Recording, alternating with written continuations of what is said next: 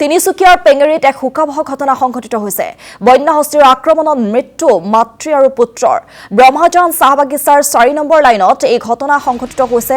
শুই থকাৰ অৱস্থাতে হাতীয়ে চলাই আক্ৰমণ। মৃত্যু অনিতা ৰায়তীয়া আৰু বুধন ৰায়তীয়াৰ। আৰু এক শোকাবহ ঘটনা সংঘটিত হৈছে। মাতৃ আৰু পুত্ৰৰ একেলগে মৃত্যু। তিনিচুকীয়াৰ পেঙেৰিত সংঘটিত হৈছে এই শোকাবহ ঘটনা।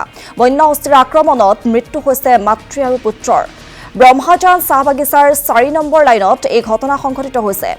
শুই থকাৰ অৱস্থাতে হাতীয়ে আক্ৰমণ চলায় আৰু হাতীৰ আক্ৰমণত মৃত্যু হৈছে মাতৃ আৰু পুত্ৰৰ। মাতৃৰ নাম ইতিমধ্যে অনিতা ৰায়তীয়া বুলি জানিব পৰা গৈছে আৰু আনফালে পুত্ৰৰ নাম হৈছে বুধন ৰায়তীয়া। আৰু এই ঘটনা এতিয়া শোকাবহ পৰিস্থিতিৰ সৃষ্টি কৰিছে। হাতী মানুহৰ যি সংঘাত, সেই সংঘাত বৰ্তমানে অব্যাহত হৈছে। আৰু ইতিমধ্যে হাতীৰ আক্ৰমণত মাতৃ আৰু পুত্ৰৰ মৃত্যু হৈছে। মাতৃৰ নাম আহি পৰিছে অনিতা ৰায়তীয়া আৰু আনফালে পুত্ৰৰ নাম হৈছে বুধন ৰায়তীয়া। আৰু শুই থকাৰ অৱস্থাতে এই ঘটনা সংঘটিত হৈছে।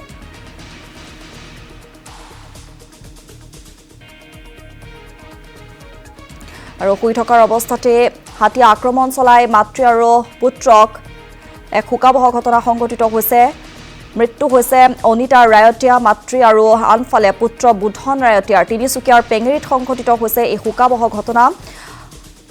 হাতী মানুহৰ যি সংঘাত, সেই সংঘাত বৰ্তমানে অব্যাহত আছে। আৰু ব্ৰহ্মাজান চাহ বাগিচাৰ ৪ নম্বৰ লাইনত আজি শোকাবহ ঘটনা সংঘটিত হয়। মাতৃ পুত্ৰ শুই আছিলে আৰু সেই সময়তে হাতী আক্ৰমণ চলায় আৰু হাতীৰ আক্ৰমণত মাতৃ পুত্ৰ দুয়োৰে একেলগে মৃত্যু হয়। মাতৃৰ নাম হৈছে অনিতা ৰায়তীয়া আৰু আনফালে বুধন ৰায়তীয়া হৈছে পুত্ৰ।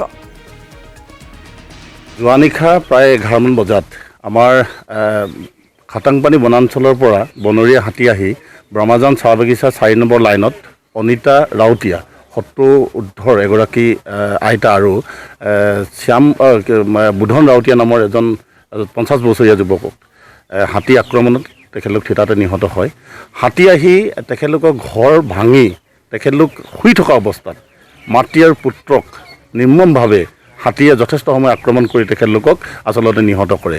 পাটকাই পৰ্বতৰ কয়লা খননত যি বনসমূহ ধ্বংস হৈছে, এই বনসমূহ যদি ধ্বংস হয় হাতীসমূহ কেনেকৈ তাত পাহাৰত থাকিব, কি খাব?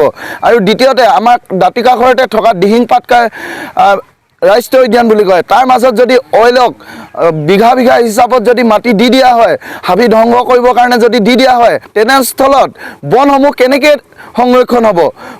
হাবিত এজোপা গছ পুলি ৰুব নোৱাৰে তেখেতলোকে, কিন্তু অইলক হাজাৰ হাজাৰ বিঘা গছ হুলুং গছৰ সৈতে আৰু এই সৰু সুৰা যি হাতী খাদ্য কপাত হওক আদি এনেকুৱা গছবোৰ ধ্বংস কৰিবলৈ দিব পাৰে।